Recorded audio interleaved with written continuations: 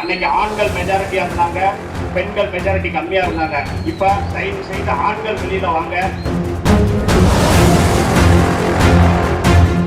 இந்த சுதந்திர தியாகம் அப்படின்ற மாதிரி என்று தனியும் இந்த அரசியல் தாகம். உங்க மொபைல் இருக்கு, ஆண்ட்ராய்டு மொபைல் இருக்கு. உங்க மொபைல்ல யூடியூப்ல போய் வரலாற்று முரசு சர்ச் பண்ணுங்க. பிடிவி வரலாற்று முரசு அப்படின்னு சர்ச் பண்ணீங்கன்னா நம்ம சேனல் புடிப்படம் போட்டு நம்ம யூடியூப் சேனல் வரும். அதை சப்ஸ்கிரைப் பண்ணுங்க. அதுல வரக்கூடிய ஒவ்வொரு காணொலியும் பாருங்க. பேரன்பும் பெரும் மதிப்பும் கொண்ட எனதருமை வம்சாபுர வெள்ளாளர் சமூக சொந்தங்கள் அனைவருக்கும் எனது முதற்கண் வணக்கத்தை தெரிவித்துக் கொண்டு என் எதிரே இருக்கக்கூடிய இறைவனை வணங்கி, இனமான சொந்தங்களே, இங்க ஆண்களை விட பெண்கள் அதி மெஜாரிட்டியா இருக்கீங்க. அதற்கு முதல் என்னோட மிகப்பெரிய வாழ்த்துக்களை நன்றியையும் தெரிவிச்சுக்கிறேன். ஒரு காலத்துல ஆண்கள் வெளியில அதிகமாகறாங்க, பெண்கள் வரமாட்டாங்க அப்படின்ற பேச்சுக்கள் இருந்தது. அன்னைக்கு ஆண்கள் மெஜாரிட்டியா இருந்தாங்க, பெண்கள் மெஜாரிட்டி கம்மியா இருந்தாங்க.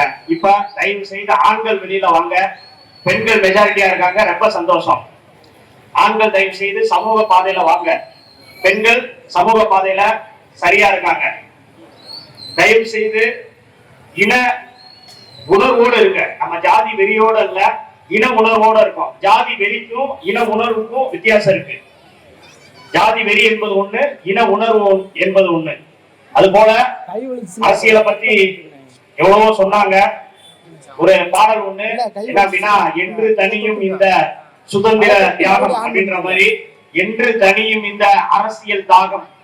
இந்த வேளாளர்களுக்கு தமிழ்நாடு முழுவதும் பறந்து வாழ்ந்து வரக்கூடிய இந்த வேளாளர்களுக்கு எந்த கட்சியும் சீட்டு ஒதுக்க மாட்டாங்க.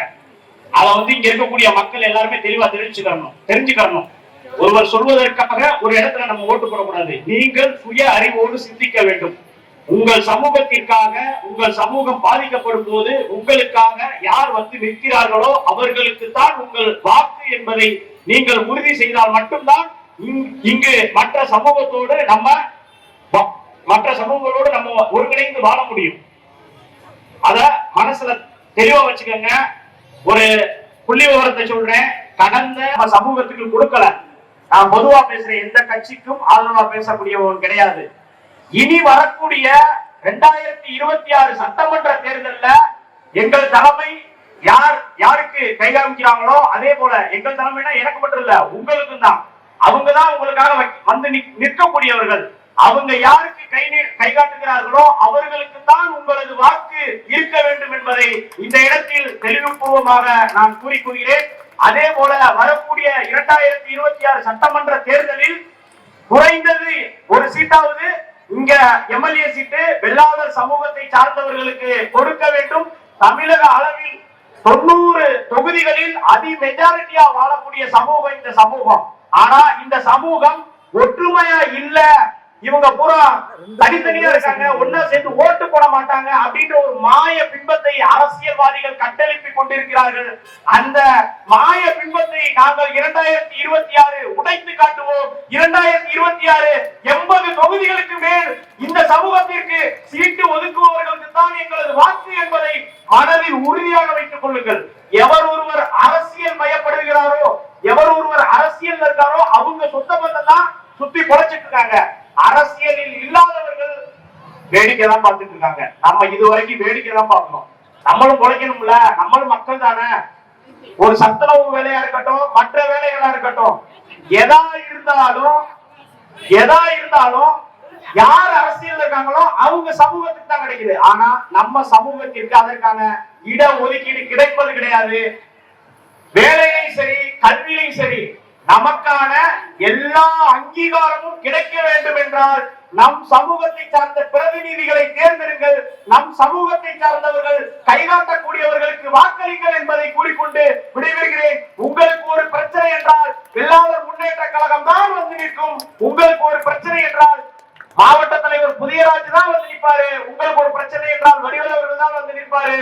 ஒன்றை மட்டும் கூறிக்கொள்கிறேன், தென் மாவட்டத்தில் இங்கு வாழக்கூடிய என் சமூகத்திற்கு எங்கு பிரச்சனை என்றாலும் பந்தராஜா என்னும் நமது சமூக போராளியின் குரல் ஒலிக்கும் என்பதை இதன் மூலமாக தெரிவித்துக் கொள்கிறேன். அவரது பின்னாடி என்னை போன்ற ஒவ்வொரு இன உணர்வாளர்களும் தளபதிகளும் அணிவகுப்போம் என்பதை தெரிவித்துக் கொள்கிறேன்.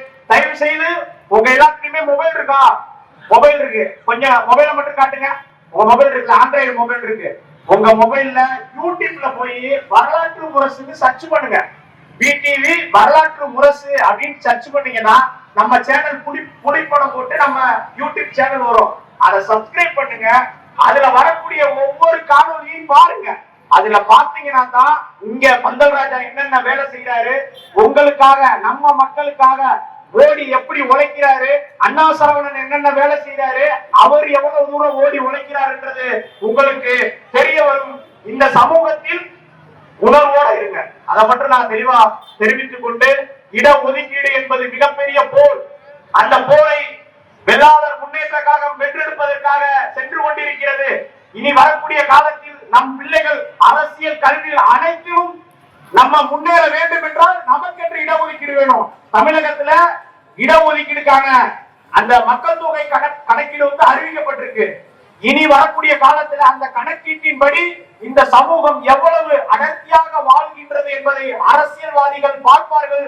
அப்போது எங்களுக்கான விடியல் பிறக்கும் என்பதை தெரிவித்துக் கொண்டு எனக்கு நேரம் ஒதுக்கிய எனது அருமை சொந்தங்கள் அனைவருக்கும் நன்றியை தெரிவித்துக் கொள்கிறேன். நன்றி, வணக்கம்.